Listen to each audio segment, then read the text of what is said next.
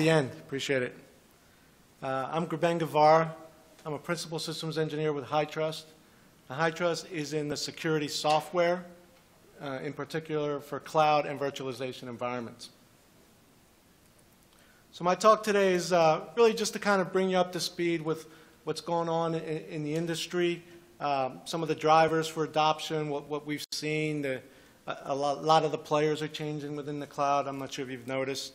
Take a look at some real-world use cases around security for cloud environments and virtualization environments, some of the risks, some of the challenges, and talk about, at a high level, some of the solutions that companies like HITRUST are bringing to bear to try to solve some of those challenges. And also, I'll give you some additional near-term cloud security solutions that will be popping up this year.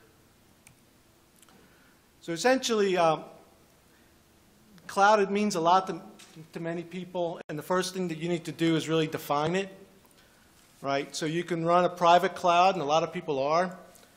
You could also buy a private cloud and have it in your own enterprise and have somebody run it for you.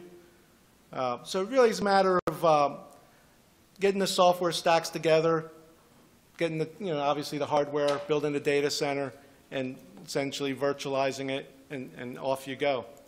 It's either customer operated or remotely managed, as I mentioned.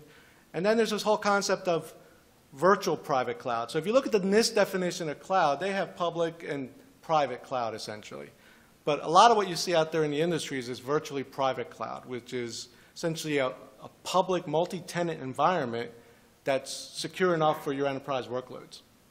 So I know it's an oxymoron to some folks, but it actually can be done. I used to work at a company that did just that. And then within the virtual privacy, you've got either cloud managed service, hosted cloud services, so you can manage your own data center in somebody else's data center, right, typical hosted solution, or they can manage it for you as well. And with all of that, you have all the nuances of the backup, the bursting, the snapshots, the DR. All those things are security potholes that you really need to be aware of, right? Not everybody handles it differently. One of the things that carriers do the first day you sign up with them to meet your SLA, they make 7 or 8 copies of your data right away. Where does that go, right? Do you have to worry about it long term? Well, certainly you do. And then there's the public cloud, right? The Wild Wild West. Amazon started it. There's a lot of people, even VMware has gotten now into the public cloud space. So it's essentially server provider managed and cloud for the masses. And here's the evolving landscape, right? So I hope all these companies are actually still in business. I think they are. I checked. So you have the public clouds, right? The Amazon Rackspaces. VMware now has vCloud Air, right? So they have their own hybrid solution. Most VMware is still the predominant hypervisor in the enterprise. So it makes sense for them to have a target hybrid cloud for their customers. So that's essentially what it is. You run out of capacity in your own internal data center, you happen to be running VMware, you can burst out the vCloud Air. You also have the virtually private clouds, right? The Terramarks, Verizons, CSEs, they'll sell you a slice in a multi-tenant environment and fairly securely. And with SoftLayer, the IBM company, you could actually buy bare metal servers by the hour, bare metal here, so you can build your own cloud completely separate from their management and still run in the cloud on an OpEx basis. I'm actually currently doing that right now with them. There are other players like VirtuStream and CenturyLink. They have decent clouds. I mentioned some of the reputable players on here. A lot of the other clouds, in my opinion, have some holes in them. And then you have this whole private cloud appliance approach that's coming up. Like IBM has a private modular cloud. So they'll deliver anywhere in the world, they'll back up a truck and off you go. You have a cloud in a day, essentially. And they'll manage it remotely or you can manage it. VMware has gotten into the hardware space. I don't know if you noticed that VMware now has the Evo Rail, which is a low-cost appliance that comes already kitted with their software. So you can get a cloud running in a matter of minutes. And then the hardware vendors, the HPs, the Dells, VCE, which is a combination of VMware, Cisco, and EMC, will also build cloud appliances or cloud solutions for you. So that kind of gives you, there's a lot of choices out there, so you need to really dig in deeper to see, how secure is a multi-tenant environment, what type of protection for your data and security for your data is possible, and your mileage will vary. So why is the rush? And I guess I'm not sure if you guys see these economics that often, but virtualization gets you 40% total cost of ownership reduction. And going into cloud can get you upwards of another 60% more lowering in cost. Right? So that's the reason people are just rushing to the cloud. I go around talking to large enterprise mostly. You'll find some banks in New York City are 5% virtualized. So those are completely, they're afraid of anything virtual. And then you'll find other banks that are 99% virtualized. And then the same thing, you'll find retail that's 100%, retail that's 0%. So it's really across the board. And when you show a CIO these kind of metrics, greater than 50% savings, it's going to pique their interest and they're going to move in that direction. So really the message is, whether you're for it or against it, it's coming. As soon as, the whole recession really accelerated the movement to cloud. I don't know if you guys noticed, but, people were laying off engineers, buying cloud services, and it hasn't stopped. It still continues. So why is it good for your business? Well, it delivers IT on demand, which is good, enables your customers, your employees. I told you about 80% more efficient than traditional IT. I actually worked for a company that ran SAP. Now, the hardcore SAP ERP modules, we ran them better in our cloud than customers were running them on physical hardware on-prem. Completely unbelievable scenario, unbelievable story, and to the point where SAP gave the company $40 million to continue operations, because they were believers too at the end. And it has to do with a lot of the economics and the operational efficiencies that could be brought to bear. It actually made the software run better.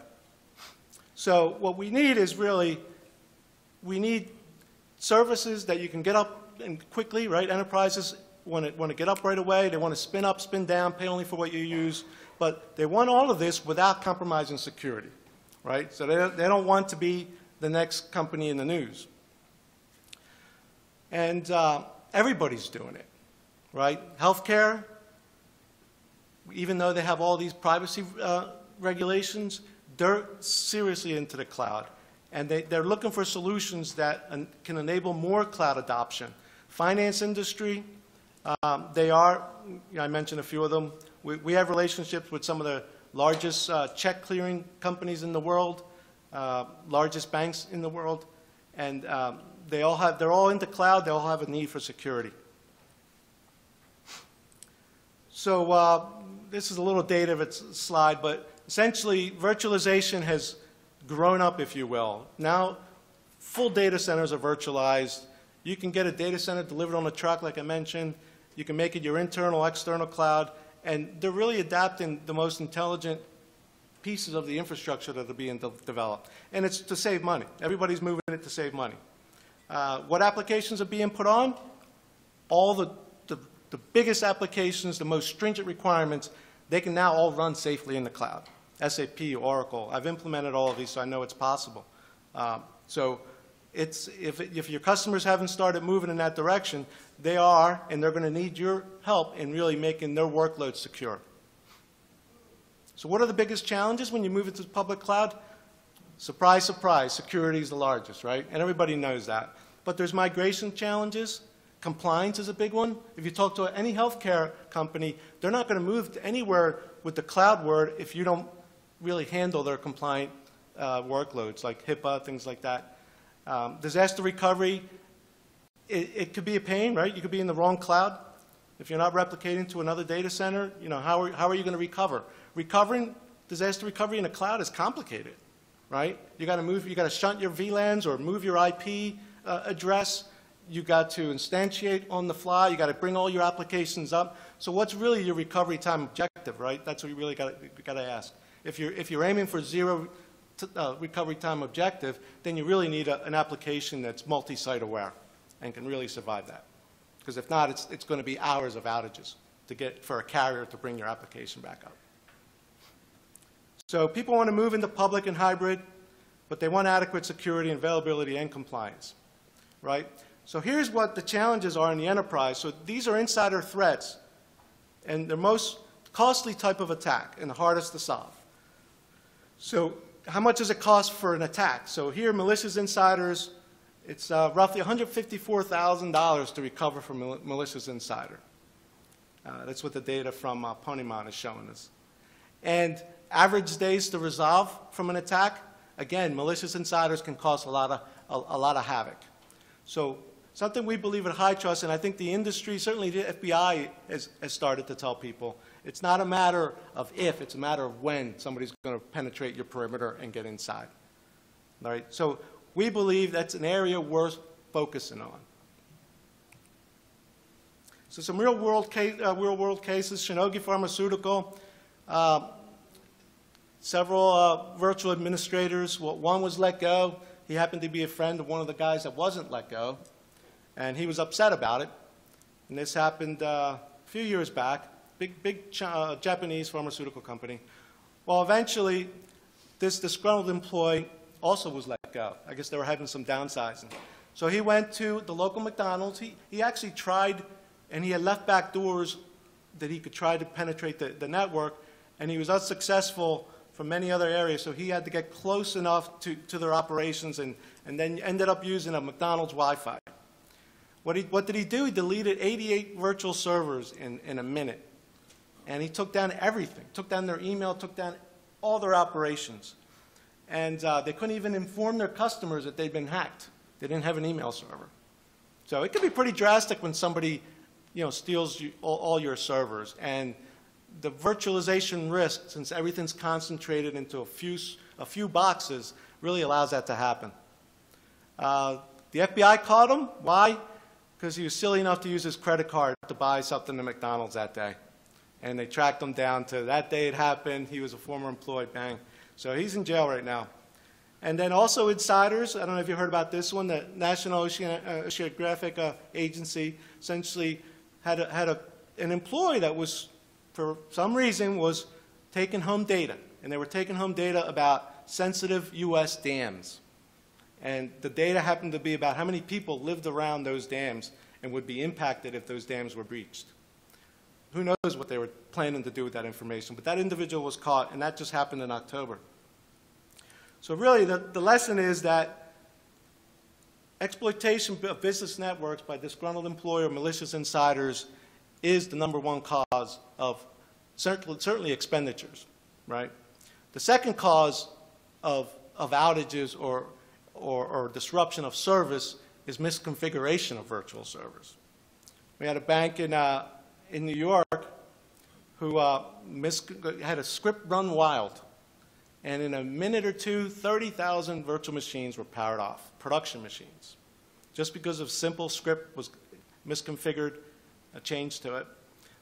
If you recall Target, right? Everybody's been talking about Target credentials compromised once the contractor credentials were used inside the network, essentially being on the network. eBay as well. Employee credentials were stolen. So all these things are pointing to people will get phished, they will be hacked, and you will get behind the network. So what we like to tell people is really you should always just make the assumption that's going to happen and start putting controls and protection around that. This was, I guess this was a quote saying that up until JP Morgan was hacked, people thought that only small companies that didn't spend on security budgets were getting hacked. Well, JP Morgan spending, I don't know how much, it was in the news. They spend over millions and millions annually on security. And companies like that still get hacked. So really what we need to do is increase the awareness that the consolidation of virtualization has really increased the risk. And it's created challenges for security folks like yourselves and myself to really protect networks. Accidental misconfiguration happens all the time. Credit card processing firm, right? You have it in your wallet right now, probably several versions of it. They were down 4 minutes, $10 million lost, right? It was a junior admin. They thought they would take certain systems down, but they took the wrong VMs. And fortunately, the person recognized it in time, but in 4 minutes' time, they had lost tens of millions of dollars.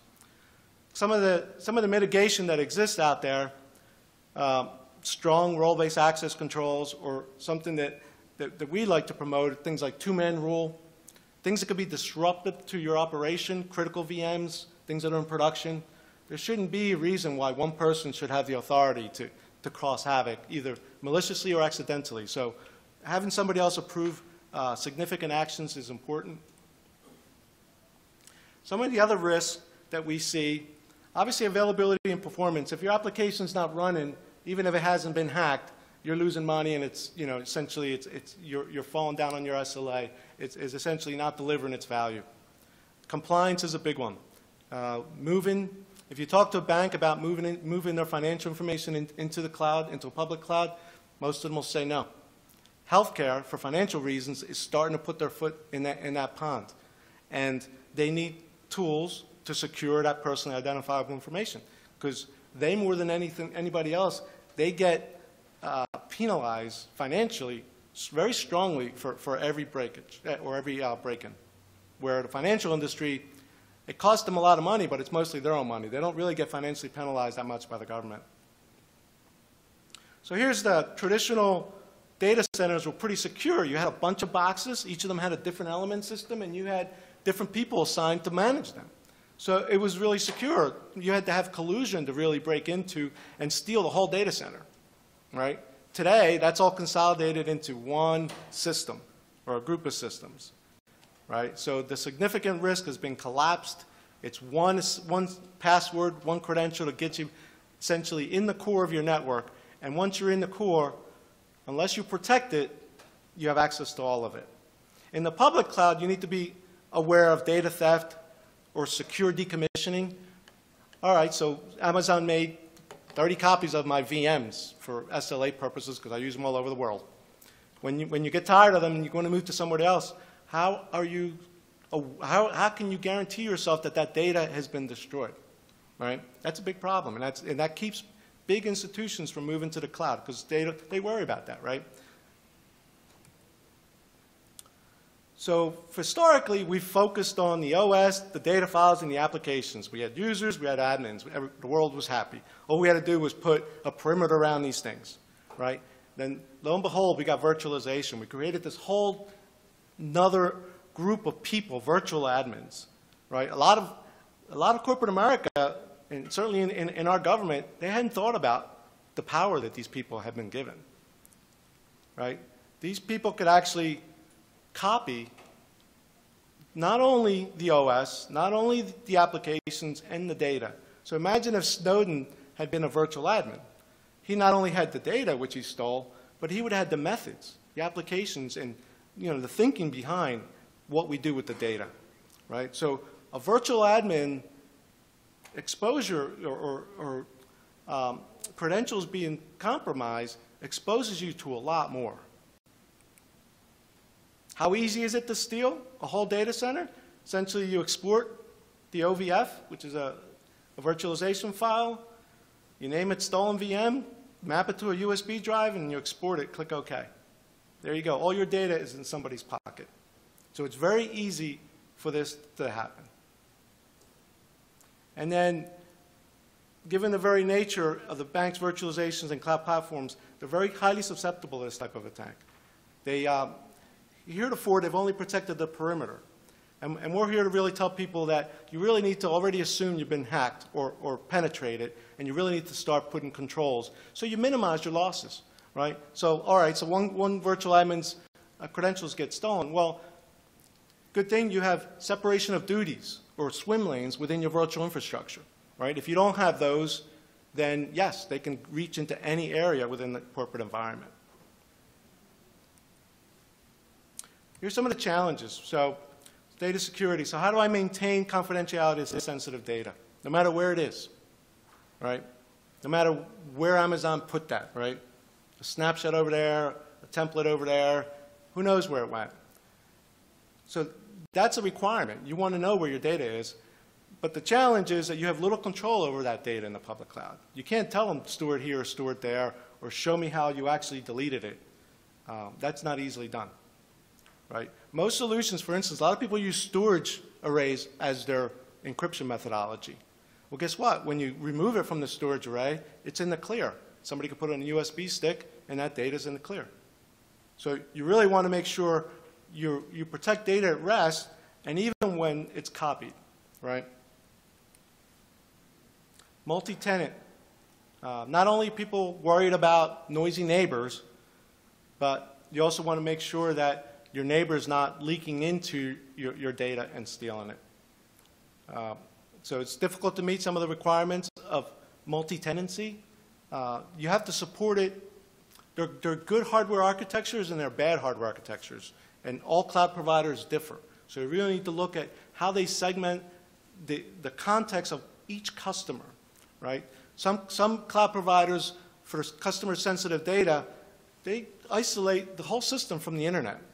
Not accessible. You need an MPLS, you need the VPN in, and that's the only way you can get access to your data. And if you need to actually jump in, you need to put a jump box behind the firewall. So some carriers actually look after your data and protect it. Others don't. Compliance is a big one. We're seeing a lot of this. I'm not sure how, let's see a show of hands. PCI 3.0. PCI, let me show of hands as to who's familiar with PCI 3.0.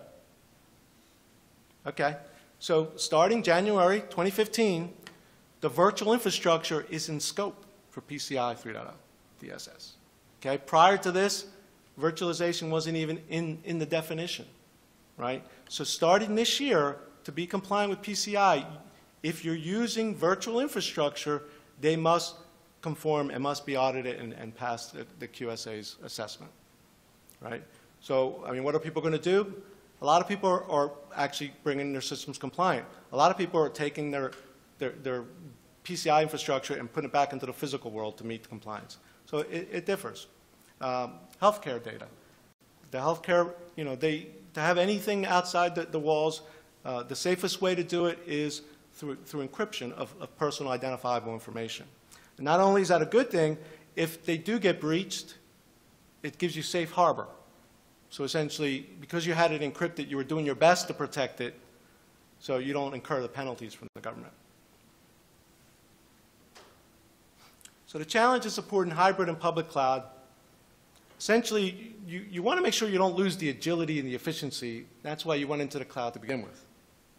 Right? So you want to increase your IT on demand for the business, responsiveness, you want to lower costs, but you don't want to be the guy that gets fired because you were responsible for the data leakage. So security and compliance remains a big problem, right? Although you can no longer, as an IT guy, say, no, we're not moving to the cloud, right? Because that response will also get you fired. Because the day and age where people are buying their own hardware and paying, you know, $150,000 engineers, multiple of them, to manage the OS, to manage the infrastructure, those days are long gone. So there's a goal, is to leverage public cloud by creating less friction and less concern about moving there, both public and hybrid. So the challenge is, how do you give a virtual administrator essentially... Hello, I'm Geek again. Once again, another AppleMedia freeze. I don't know what's up with these folks. I'm pretty sure it's the AppleMedia and not OBS. Eventually, the actual talks will start back up again, so I'm going to pontificate in the meantime. I'm pretty sure it's not OBS because the Elgato just keeps on trucking. But it's USB 2, it's slightly delayed. Now, while it's older and not quite as good in theory, technically, as the AppleMedia, the Elgato just keeps trucking. That's nice. The AppleMedia, on the other hand, freezes a whole lot, and it kind of makes me wish that more things had come out last year, so that I'd bought the StarTech HDMI and VGA capture device instead. There's always something better coming along. Anyway, that's just me ranting about video capture gear. Here shortly, the talk will start back up again, but give it about a minute and a half, and then you should see the talk again. Or at least hear the audio again. Sorry for the delay.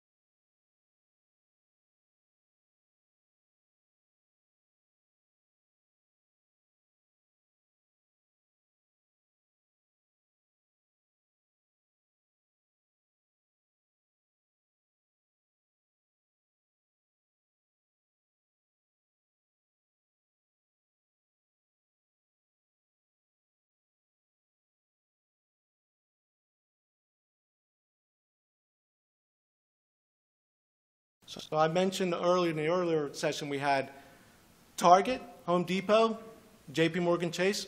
They were all PCI compliant. All of them were PCI compliant. They had their assessor's credentials, but were they compliant the day they got hacked? No. So the problem with PCI compliance is that you need to maintain it. It needs to be autonomous. It needs to be automated, constantly running, because human nature being what it is, somebody will always leave an attack surface open if you allow that to happen. So you want automated closing of any attack surface that gets opened by an individual. You know, the customer wants you to procure, they want to procure solutions that enable policy-driven security, right? Essentially, set it once, they don't have to worry that whether it's running or not, right? And that gives them peace of mind. It keeps the systems up and running. You don't put too many hurdles within your infrastructure, and it also keeps you compliant. So that's what they're looking for. So a couple areas of focus: administrator controls for your virtualization environment and your software-defined networks. So now, you know, your software-defined network essentially creates data centers on the fly all over the world. So you need controls over that. You know, who knows, you know, who the admin is for your cloud service provider in, you know, Malaysia, right? Is that person reputable or not? So really, you should have solutions where the cloud storage admin and the cloud virtualization admin, people that need to do their jobs for your software and your enterprise to be up and running, but they don't need to see your data. They don't need to copy your data. So you need solutions that prevent them, even if they wanted to, looking at the data. Some of the methods are encryption, right? You can encrypt drives and partitions within virtual machines. You can make them very portable, so you can move from one carrier to the other carrier, so if you so desire. And you don't have to worry about the legacy of decommissioning all those snapshots, all those clones, all those templates, right? Because they stay encrypted with solutions that allow that, right? So you can cleanly separate yourself from a cloud service provider and not worry about the legacy data living behind, because every one of those is going to be essentially obsolete. You're going to take the key with you. And that's really one of the things that you need to put administrators control in the virtual environment, and then you also need to protect your data as it moves around both your internal and your external environment. The best way to do that is to have a key management, key control solution that you keep within your own enterprise. Don't let the carrier manage your encryption, because guess what? As soon as the storage array where they're keeping your data and a bunch of other data, as soon as any customer on that storage array gets subpoenaed, and they need to turn over, the carrier needs to turn over that data because it's been subpoenaed, everybody who has data on that storage array gets turned over. And the encryption key for the whole shebang is essentially turned over. So people don't want that. So keep key management, keep control within your enterprise. Send your encrypted machines out to the cloud, but you keep the control. The admins, nor the storage, nor virtualization, nobody in the cloud service provider can see it that way. You can get portable encryption today. This is essentially showing what I was showing. In your own private cloud, their own data center, you keep the keys, and then send out those virtual machines to the public cloud. There's a couple of different use cases. For instance, some people encrypt everything. Eliminates data classification, right? You don't have high priority, low priority data. It's easier today. The performance hit is gone, right? 2% hit on decryption. So it's negligible, right? As long as you're using the advanced, you know, the AES-NI, new instruction set from Intel and AMD processors, right? Because they do the decryption and encryption within the hardware. And guess what? That's also a much secure way of doing it as well, because the encryption and decryption key is not hitting the cache. It stays within the chip. So it's a secure way of doing it. Essentially, you want to create apps that are cloud aware, and you can essentially move them easily, scale them up, scale them down, and you need secure backup. So whatever your backup solution is from your carrier, you know, make sure you understand it. Make sure you understand who has access to it. Is it encrypted on the way in? Is it encrypted on the way out? Is it encrypted at rest? Ask all those hard questions. So essentially, we need strong encryption at data at rest, virtualization and cloud protection, and then you need strong compensating controls, right? You need automated controls that are continuously monitoring, continually assessing, and if you wish, continuously automatic remediation of surface attacks or attack surfaces that have been exposed. Right? Those are the type of controls you want as a security person, because you could be self-assured that when you go home for the weekend, your weekend's not going to be interrupted with some type of outage or some type of hack, as long as you have a continuous monitoring, continuous assessing solution, and automated remediation as well. And not only that, but it also gives you safe harbor from the government.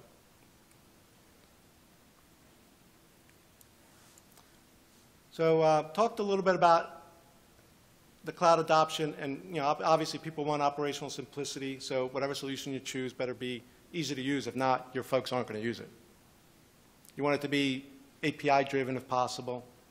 One of the things that is available out there in the industry is dynamic rekeying. So in the financial industry, some are as strict as monthly, others are annual, where you have to deploy a new encryption key to all your virtual machines. And in yesterday's technology, you had to bring every one of those servers down to do that. For a financial firm, that's millions lost by the productivity and revenue. So you want solutions that allow you to dynamically rekey everything while it's in service, right? That's the way it should be. You want solutions that could work with any operating system, application transparency, we like to say, across any cloud infrastructure, private, hybrid, public, you name it. Third-party contractors, wherever they may be using your data, you want a solution that extends there.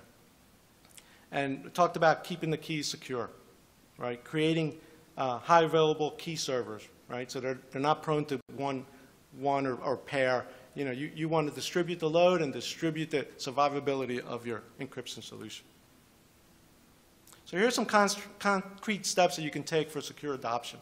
Right, so wherever possible, you need to do these things on the left. Administrative controls, strong access control, secondary approval. A lot of people haven't thought about that. There are solutions out there to mandate that second set of eyes needs to approve those disruptive things. Trusted execution. Intel makes a technology called TXT, Trusted Execution Technology. It's on the bare motherboard. And what it is it's a module called a TPM, Trusted Platform Module.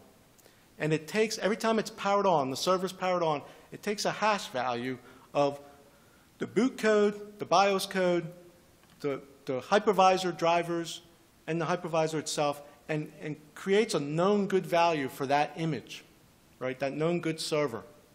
And what they do then is and which is standard good operational practices, that you want to kind of standardize on the low number of platforms, right? You don't want to have every one of your servers be different, right? So you want to have standard solutions, standard deployments. Well, knowing that those servers are trusted allows you to put critical workloads on those servers, right?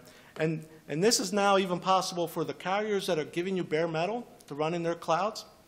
So if that carrier happens to be, somewhere in the Southeast in Asia, you can actually attest that server, because you know what the NSA did to the keyboards and the laptops in Russia, right? They put these chips embedded in the boards that didn't talk to anything else except they emitted the keyboard logs to I think a 2-block or 2-mile radius, and the NSA was anything that was sold in Russia, they were actually listening in, right? So these are the type of things that you want to prevent. You want to prevent a rootkit from being sold to your carrier in a remote area, right? And you can actually attest to that based on internals of the chip.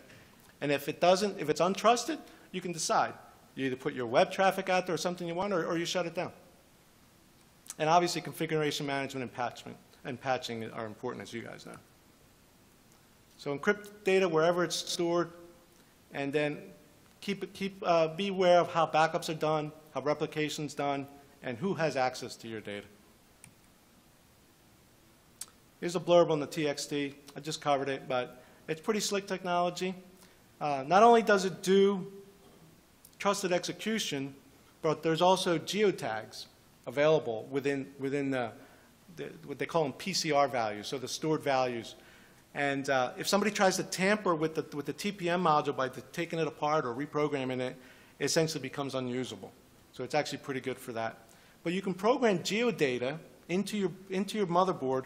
And so you'll know that physically, for instance, there's a lot of country regulation out there. For instance, the Swiss data, the Swiss government, any data pertaining to a Swiss citizen can't leave Switzerland, right? So you're a cloud service provider or you're a large enterprise, that's hard to manage. Solutions like this allow you to geotag servers and then put policy in place to make sure those virtual machines don't break the law, right?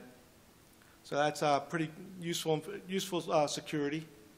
And here's some of the gaps and how the various ways that could be solved.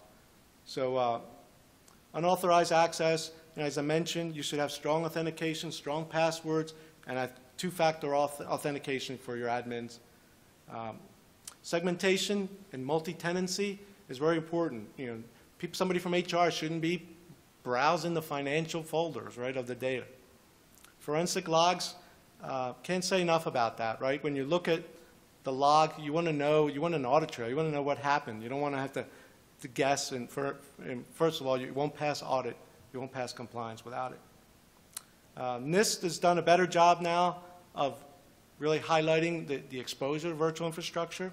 Take a look at some of those things, and the rating agencies, HIPAA and PCI, they're following the leads. So take a look at those. Another near future technology that's going to be in play within this concept that we've been discussing is the concept of boundary control. So I talked about keeping virtual machines from leaving geographies. Well, guess what? Imagine if you could somehow marry that with encryption and decryption. So not only are you keeping virtual machines where they need to be, you could also, with technology that's going to be released by the mid-year, you can actually decide that data that gets encrypted can only be decrypted not only in the geography that you want it to, but down to the data center, the pod, the physical server where you want it to be decrypted. So long are going to be the days when somebody actually steals everything. They get inside your network. They took the highest level virtual admin's credentials. They found the encryption key or the decryption key, and they took your data and took off to a foreign land with it. Technology is going to be in place that is going to check, oh, is this server in Columbus, Ohio? Guess what? They had that person logged in, authenticated, authorized, everything has the key, but it won't decrypt the data because of the checks that can be put into the physical hardware to prevent it.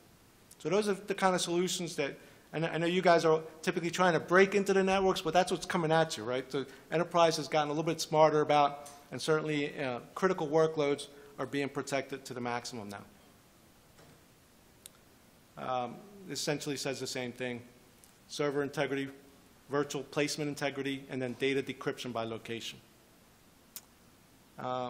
That's what I had to discuss. This just goes through the various forms of the same thing. Any questions on that? I don't want to keep you guys that long. 15 minutes for questions. Any questions on what I said? Curiosities? Want to talk about some of the hacks, some of the things that have occurred, how they occurred? Has anybody ever successfully compromised a virtual system? Be curious. Or just servers. Because compromising virtual admins, they think that's what happened to Sony. Just the volume of data stolen. It had to be somebody with virtual admin privileges. Right? A virtual admin can console into any and all machines. So it's a good place to be.